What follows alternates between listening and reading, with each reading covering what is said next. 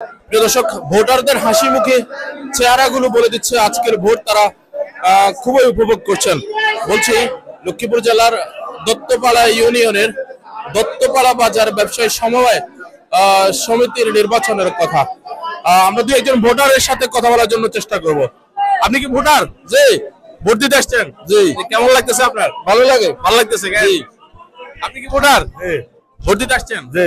সকালে আসেন নাই কে? সকালে আইলো জায়গা ছিল, এখন আরো বেশি বেশি। জি, ধন্যবাদ।